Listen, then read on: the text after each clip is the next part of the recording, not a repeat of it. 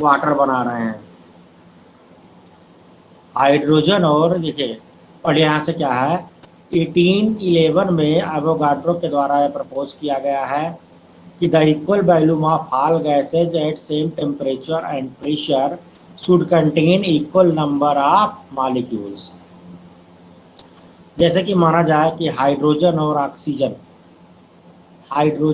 Oxygen ये मिलकर क्या कर रहे हैं, वाटर बना रहे हैं। इसमें क्या होता है, ध्यान दीजिएगा, हाइड्रोजन की 2 वॉल्यूम ऑक्सीजन की 1 वॉल्यूम से मिलकर के वाटर बनाती है। हाइड्रोजन की 2 वॉल्यूम जो है कंबाइन होती है ऑक्सीजन की 1 वॉल्यूम से और वाटर बनाती है। ठीक है, तो ये रूल क्या है कि equal volume of all gases eight same temperature and pressure should contain equal number of molecule. जैसे अगर आप वाटर लिखो तो H2O 2 गैसें मिलकर बनाई हैं, तो वाटर में क्या है, हाइड्रोजन की 2 गैसें लगी है, ऑक्सीजन की, हाइड्रोजन के 2 मॉलिक्यूल लगे हैं, 1 मॉलिक्यूल ऑक्सीजन का लगा हुआ है, 1 मॉलिक्यूल नहीं तो हाफ मॉलिक्यूल लगा हुआ है। ठीक है, एक एटम 2 एटम इसके लगे हुए हैं, 1 एटम इसका लगा हुआ है। तो यहाँ पर मॉलिक्यूल में भी ये दोनों मिलकर के मान लीजिए हाफ हो, H2 प्लस हाफ हो तो मिलकर H2O बना रहा है। तो यहाँ वाटर मॉलिक्यूल में भी उसकी क्वांटिटी उतनी ही है, उन गैसों के मॉलिक्यूल की क्वांटिटी उतनी है अगर आपने टेम्परेचर और प्रेशर को, हाँ ठीक है, अगर आपने टेम्परेचर और प्रेशर को हाँ डिस्टर्ब नहीं किया तो। ठीक है, understand.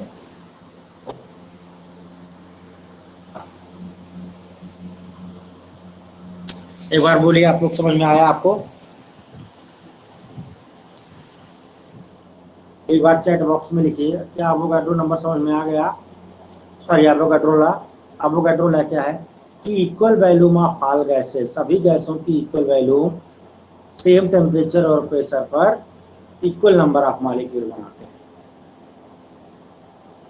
Equal number of gas, equal volume of all gases same temperature और प्रेशर पर, टेम्परेचर और प्रेशर क्यों सेम रखा गया है हमने आपको बता दिया, सेम टेम्परेचर और प्रेशर पर ये क्या करते हैं, इक्वल नंबर ऑफ मॉलिक्यूल बनाते हैं। इतनी चीज समझ में आपको आई? ठीक, ओके, फिर आगे चले, आगे चले। ओके बेटा,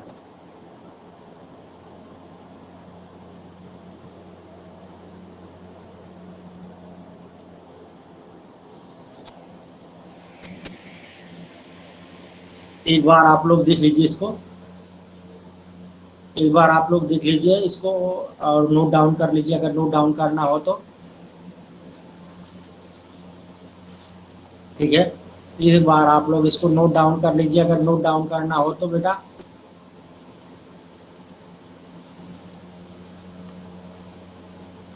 ओके ओके ओके, कर लिया आप लोगों ने नोट डाउन? ओके बेटा, ओके, चलते हैं, हम पढ़ते हैं डाल्टन्स एटॉमिक थ्योरी। ठीक है, डाल्टन्स एटॉमिक थ्योरी पढ़ते हैं। ठीक है,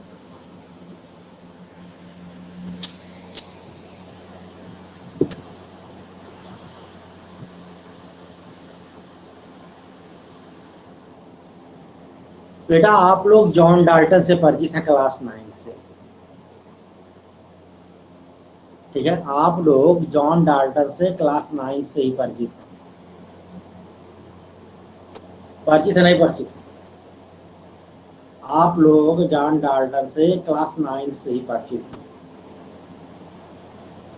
ठीक है, इन्होंने क्या किया, एक्चुअल में आइटम जानते हैं, क्लास 9 में हमने आपको बताया था एटम एटमी वर्ड से मिलकर के बना हुआ है। एटम एटमी वर्ड से मिलकर के बना हुआ है, इसका मतलब होता है इनडिवाइजिबल, यानी कि आइटम ऐसे पार्टिकल को कहते हैं जिसको आप दोबारा फिर से और छोटे पार्टिकल्स में डिवाइड ना कर सके। आइटम ऐसे पार्टिकल्स को कहते हैं जिनको आप फर्दर दोबारा और छोटे पार्टिकल्स में डिवाइड ना कर सकें। आइटम आइटमी वर्ड से बना है। ये ग्रीक फिलासफर्स के द्वारा ये नाम दिया गया। और पहली एटॉमिक थ्योरी, पहले भी एटम के बारे में ड्यूक्लिड्स ने कहा, डेमोक्रिट्स ने कहा, ल्यूक्लिड्स ने कहा, फाकुदा कात्यायमा ने कहा, हमारे यहाँ महर्षि कणाद ने कहा, बहुत सारे फिलासफर मनीषी ये लोग कहते आए एटम के बारे में कि संसार जो है छोटे छोटे पार्टिकल से मिलकर के बना हुआ है। तो दुनिया तो बनी हुई है, हर चीजें स्मॉलेस्ट पार्टिकल से मिलकर के बनी हुई है। बट इन सब लोगों की जो थ्योरी थी ये केवल हाइपोथेटिकल थी। इन सब लोगों की जो थ्योरी थी ये केवल हाइपोथेटिकल थी, ये केवल एक थिंकिंग थी, विचार था। इन लोगों की जो थ्योरी थी बेटा ये हाइपोथेटिकल थी, ये केवल एक थिंकिंग थी इन लोगों की, एक हाइपोथेटिकल मतलब एक विचार था, लेकिन किसी का जो है कोई ऑब्जर्वेटिव और एक्सपेरिमेंटिव मतलब एक्सप्लेनेशन नहीं आया, किसी का कोई ऑब्जर्वेटिव और कैलकुलेटिव एक्सप्लेनेशन नहीं आया, आप बोल सकते हो किसी भी साइड से। सबसे पहले आप जानते हैं इसको डाल्टन ने 1808 में दिया था, जॉन डाल्टन। इन्होंने पब्लिश करवाया था 1808 में जॉन डाल्टन ने, ठीक है। क्या कहा था डाल्टन ने, आपको पता है? पहला वर्ड इनका क्या है? Matter consist of indivisible atoms. Matter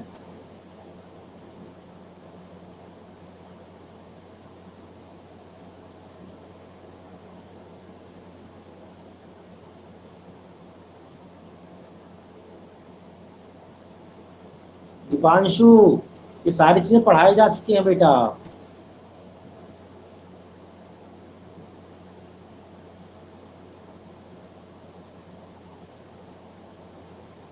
चलिए आगे देखते हैं। तो डाल्टन ने पहले एटॉमिक थ्योरी दी और उन्होंने सबसे पहला क्या कहा, पहला पॉइंट उसका क्या है कि matter consist of indivisible items. Matter consist of indivisible items. Matter indivisible item से बना हुआ है, यानी जिन आइटम से मिलकर के मैटर बना हुआ है उनको अब आप फर्दर डिवाइड नहीं कर सकते। आइटम इनडिवाइजेबल पार्टिकल से मिलकर के बना हुआ है, या indivisible sorry matter indivisible item से मिलकर के बना हुआ है।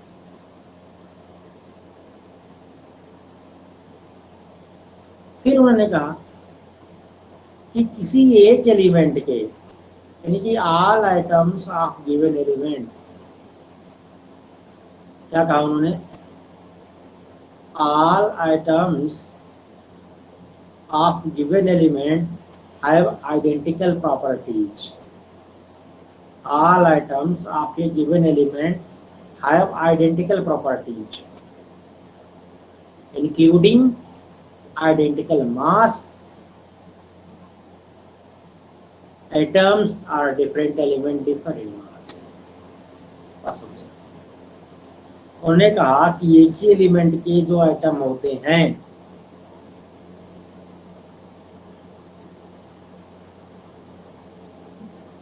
सही बात है, सेम एलिमेंट के आइटम क्या होते हैं, एक दूसरे से एकदम 100% आइडेंटिकल होते हैं। उनकी सारी प्रॉपर्टी क्या होती है? सेम होती है। उनकी जो सारी प्रॉपर्टी होती है क्या होती है? सेम एलिमेंट के आइटम्स की आपस में सारी प्रॉपर्टी सेम होती है, जबकि डिफरेंट एलिमेंट के आइटम्स की आपस में जो प्रॉपर्टीज होती हैं क्या होती हैं? डिफर होती है। सेम एलिमेंट के आइटम्स की सारी प्रॉपर्टीज क्या होती हैं? आपस में सेम होती हैं, जबकि डिफरेंट एलिमेंट्स के आइटम की जो प्रॉपर्टीज होती हैं क्या होती हैं? डिफर होती हैं। फिर उन्होंने कहा कि when items are different element, सुनिए, व्हेन आइटम्स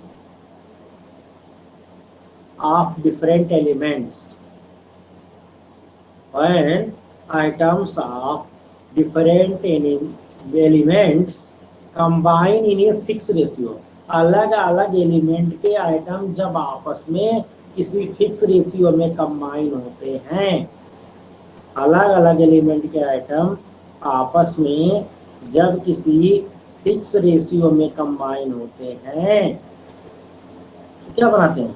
कंपाउंड। क्या बनाते हैं? कंपाउंड बनाते हैं। क्या बनाते हैं? कंपाउंड बनाते हैं। ये तो सही बात, सही बात। अलग अलग एलिमेंट के आइटम जब आपस में फिक्स रेशियो में कंबाइन होते हैं बाई मास, तो ये क्या बनाते हैं? कंपाउंड बनाते हैं। और डाल्टन के 3 पॉइंट्स हो गए। अंतिम पॉइंट इनके क्या है ये बात देख लीजिए। ठीक है, डाल्टन के 3 पॉइंट हो गए। अंतिम पॉइंट क्या है इसको देख लीजिए। तो कहा chemical reaction involve recognition, chemical reaction involve, ठीक है, reorganization, chemical reaction involve reorganization of items, यानी कि केमिकल रिएक्शन में चेंज नहीं होता, अनचेंज बना रहता है। यानी कि during the chemical reaction items neither be created nor be destroyed. During the chemical reaction items neither be created nor be destroyed.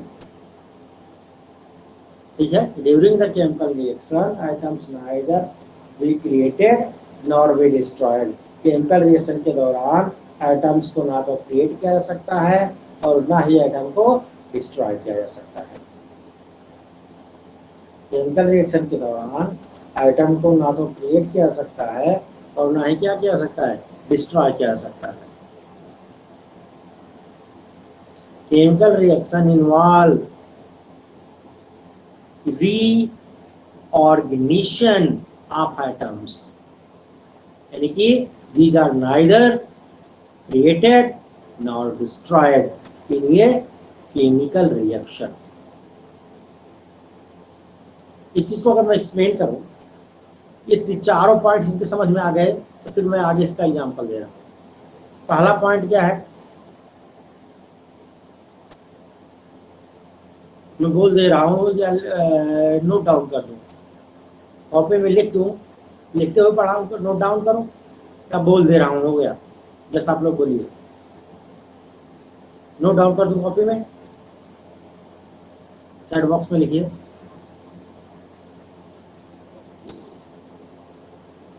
बोल दे रहा हूँ, नोट कर दीजिए। सर मैं नोट ही कर दे रहा हूँ। ओके ओके,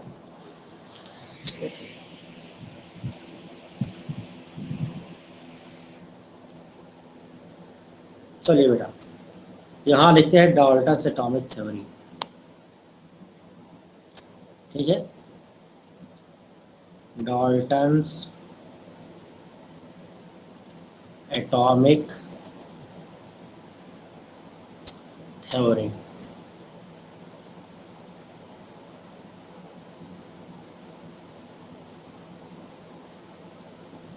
ठीक है, इसका पहला ये कब दिया गया बेटा? 1808 में। पहला पॉइंट क्या है इसका, इस पे हम देखते हैं। Matter consist of, matter consist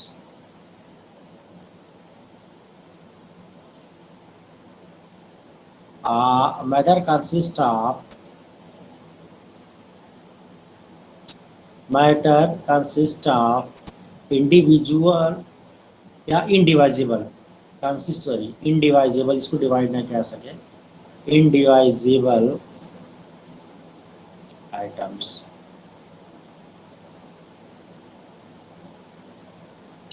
matter consist इन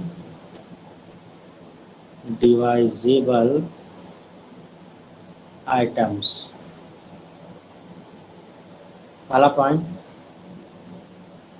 दूसरा पॉइंट इसका क्या है?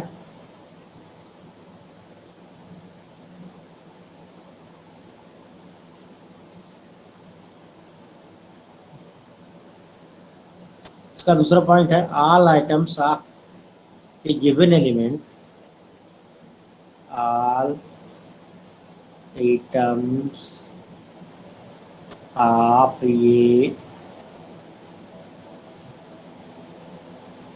Given elements,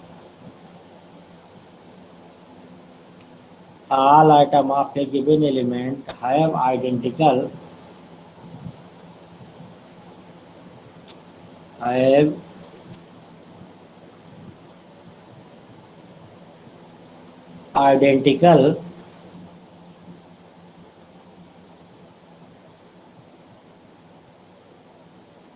properties।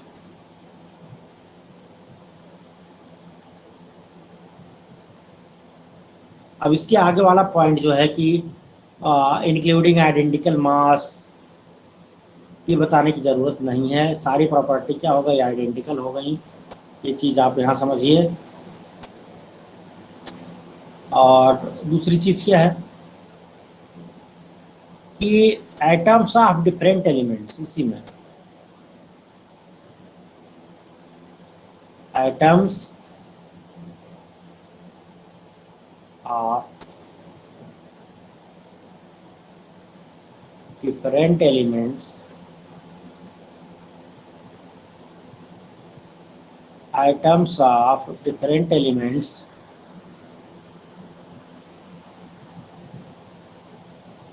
ये क्लास 9 वालों को समझ में हमको नहीं आता। ये लोग क्लास यहाँ ले रहे हैं, फिर व्हाट्सएप ग्रुप पे बार बार इन लोगों का मैसेज चलता रहता है। Items of different elements are different properties.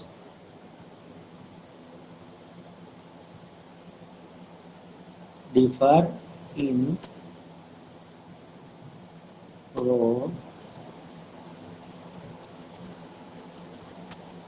Properties.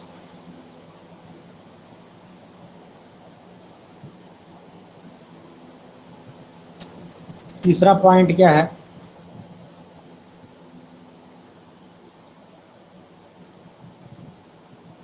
हाँ बेटा वॉइस क्लियर हुई नहीं हुई, वॉइस क्लियर हुई नहीं हुई बेटा, एक बार बोलो आप।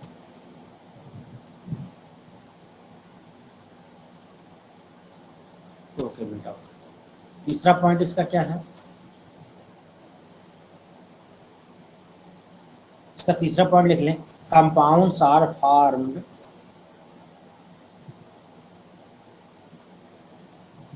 compounds are formed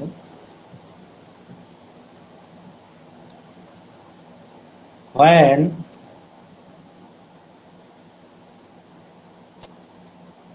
atoms of different element,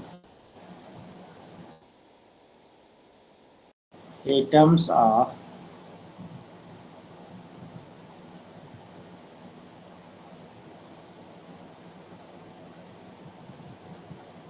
different elements, atoms of different elements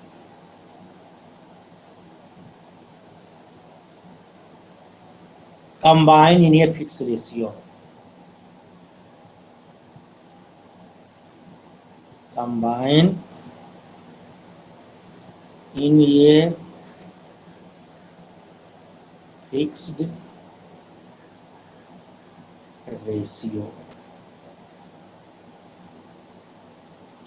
अंतिम पॉइंट क्या है, केमिकल रिएक्शन इन्वॉल्व, चौथा point, chemical reaction involve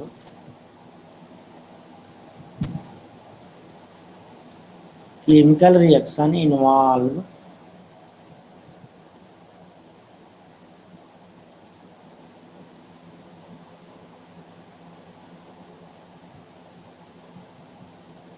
reorganization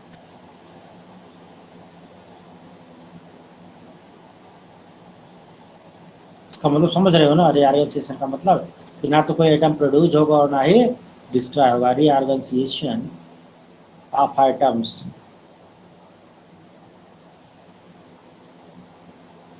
of atoms. Okay, यानी कि atoms are neither created nor be destroyed in a chemical reaction. Atoms are neither created nor be destroyed in a chemical reaction. In points में थोड़ा ऊपर कर दे रहा हूँ, ये यहाँ से देखिए आप लोग सारे पॉइंट एक बार नोट पॉइंट्स जो यहाँ पर लास्ट पॉइंट समझ लीजिए, केमिकल रिएक्शन इन्वॉल्व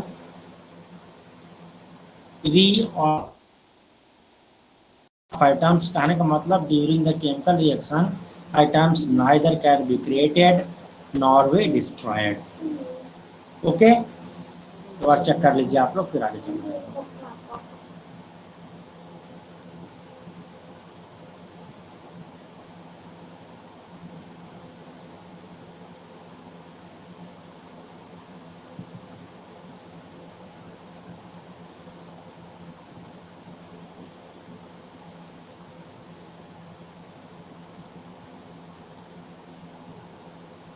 ओके बेटा, हो या आप लोगों ने लिख लिया इसको?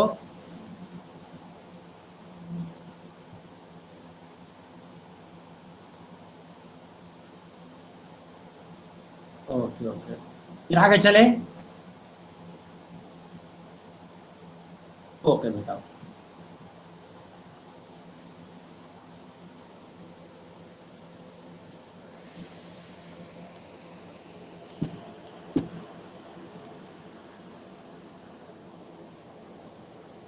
तो ये डाल्टन की एटॉमिक थ्योरी आपने पढ़ ली, बट डाल्टन की थ्योरी की कमी रही, ध्यान रखें. डाल्टन की थ्योरी आपने पढ़ ली, बट डाल्टन की थ्योरी में कमी रही बेटा. डाल्टन की थ्योरी आपने पढ़ ली बेटा, बट डाल्टन की थ्योरी में एक कमी रही कि Dalton's theory is not explain the law of chemical combination. Dalton की theory laws of chemical combination को एक्सप्लेन नहीं कर पाई. ये जो है गैसेज की जो वैल्यूम होती है, लॉ ऑफ गैसेज वैल्यूम, इसका है, बोलिए, लॉ ऑफ गैसेज वैल्यूम अभी कल पढ़ाए हैं, बताइए. कल पढ़ाया गया है लॉज ऑफ गैसेज वैल्यूम, किसका है बेटा? जेलुशिक लॉ ऑफ गैसेज वैल्यूम. ये सब सारी चीजें आपको मालूम होनी चाहिए. ये जो है लॉज ऑफ गैसेज वैल्यूम, समझ रहे हो? लॉज ऑफ गैसेज वैल्यूम को एक्सप्लेन नहीं कर पाई. ये जो है कॉम्बिनेशन आइटम कंबाइन के होते हैं, इसका रीजन नहीं बता पाया. आइटम क्यों कंबाइन होते हैं, आइटम के कंबाइन होने का रीजन नहीं बता पाया. ये gases law of gases volume जो गैलुसैक का लॉ था, उसको एक्सप्लेन नहीं कर पाया. लॉ ऑफ गैसेज वैल्यूम जो गैलुसैक का लॉ है, ये उसको एक्सप्लेन नहीं कर पाया. गैलुसैक का जो लॉ है, ये उसको एक्सप्लेन नहीं कर पाया. ओके, हाँ बेटा, गैलुसैक्स लॉ को एक्सप्लेन नहीं कर पाया. डाल्टन्स की थ्योरी कर पाई इसको एक्सप्लेन. या ये जो है केमिकल कॉम्बिनेशन होता क्यों है, एलिमेंट आइटम्स आपस में कंबाइन क्यों होते हैं, एलिमेंट्स के आइटम्स आपस में कंबाइन क्यों होते हैं, इसको भी एक्सप्लेन नहीं कर. एलिमेंट्स के आइटम्स आपस में कंबाइन क्यों होते हैं, इसको भी एक्सप्लेन नहीं कर. समझ रहे हैं ना आप? एलिमेंट्स के जो आइटम्स होते हैं, ये आपस में कंबाइन क्यों होते हैं, इसको भी एक्सप्लेन नहीं करता. ये इनकी मतलब कमियां रही. बाद में और साइंटिस्ट ने क्या किया इसको, और सब अदर साइंटिस्ट ने इसको समझाया. ठीक है, तो अब तक जो क्लास लिया गया है टाइम, एक बार सारी चीज़ों को देख ले, कोई डाउट हो तो फिर देखें, उसके बाद आगे चलेंगे. एक बार देख लीजिए, कोई डाउट हो तो बताइए, उसके बाद हम लोग आगे चलते हैं.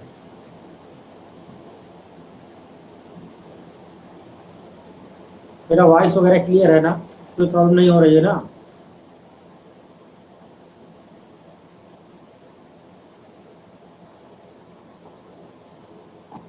ओके बेटा, आज और कल का जो क्लास होगा बेटा घर से ही होगा, ठीक है। तो इसीलिए मैं ट्राई कर रहा था क्लास देखने कैसे होगा, ठीक है। अगला टॉपिक है आपका एटॉमिक एंड मॉलिक्यूलर मॉशंस। अगला टॉपिक है आपका एटॉमिक एंड मॉलिक्यूलर मॉशंस। कौन सा टॉपिक है? Atomic and molecular motions. नहीं बेटा, कुछ काम से आज घर पे रुके हैं, आज और कल रुकना है, ठीक है। कुछ वर्क है, इसकी वजह से आज और कल घर पे रुकना है, इसलिए टाइम निकाल के जो है ताकि अपना क्लास में डिस्टर्ब हो। बाकी मंडे से फिर स्कूल पर जाएंगे, मंडे से फिर आपका क्लास स्कूल से ही चलेगा। मतलब आज और कल के लिए मैनेज किए हैं घर से।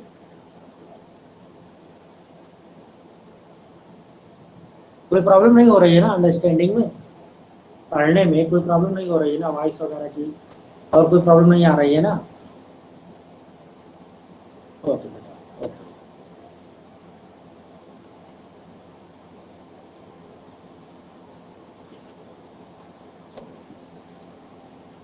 अब हमको पढ़ना है atomic and molecular मॉशंस,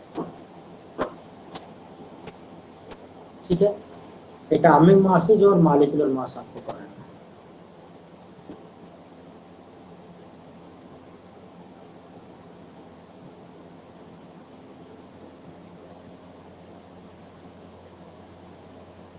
atomic mass है, समझो इसको बेटा कार्बन 12 से रिलेटेड किया गया है, समझ लो कार्बन 12 से रिलेटेड किया गया है। इसको जो है कार्बन 12 से रिलेटेड किया गया है, इस चीज को आप समझे, ठीक है। कार्बन 12 से इन चीजों को रिलेटेड कर दिया गया कि कोई एलिमेंट किसी कार्बन 12 के 12th पार्ट से जितना गुना ज्यादा होगा उस एलिमेंट का मास। किसी एलिमेंट का मास कार्बन 12 के 12th पार्ट से जितना गुना ज्यादा होगा। सिंपल से लैंग्वेज में सुनो, किसी एलिमेंट का मास कार्बन 12 यानी कार्बन का ही आइसोटोप्स है, carbon 12, carbon 13, carbon 14। Carbon 12, carbon 13, carbon 14 ये कार्बन के क्या हैं? आइसोटोप्स हैं। कार्बन 12, कार्बन 13 और कार्बन 14 ये क्या है? कार्बन के आइसोटोप्स हैं, ठीक है। तो किसी एलिमेंट का मास कार्बन 12 के, यानी कि वह कार्बन जिसका मास नंबर 12 होता है, किसी एलिमेंट का मास कार्बन 12 के 12th पार्ट से, किसी एलिमेंट का मास कार्बन 12 के 12th पार्ट से जितना गुना ज्यादा होता है वह उसका एटॉमिक मास होता है, ठीक है। एटॉमिक मास को किसमें लिखते हैं? AMU, atomic mass unit.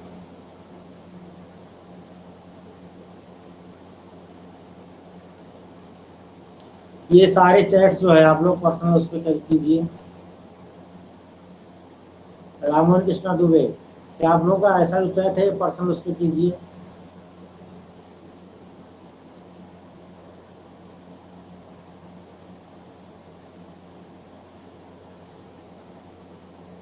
Okay बेटा, एक बार आज की क्लास में किसी को कहीं से डाउट हो तो पूछ लीजिए, फिर क्लास को लीव करते हैं। आज की क्लास में किसी को कहीं से डाउट हो तो पूछ लीजिए, फिर क्लास को लीव करते हैं।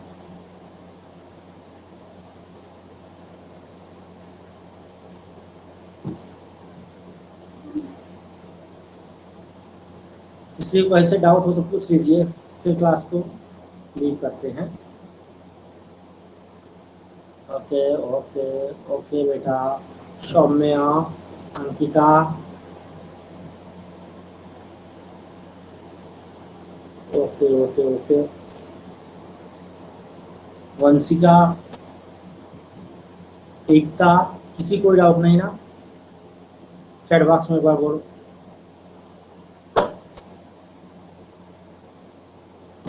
ओके ओके ओके ओके बेटा, ओके तो फिर क्लास को लीव कर रहे हैं ना? ओके बेटा, ओके, बाय बाय बेटा।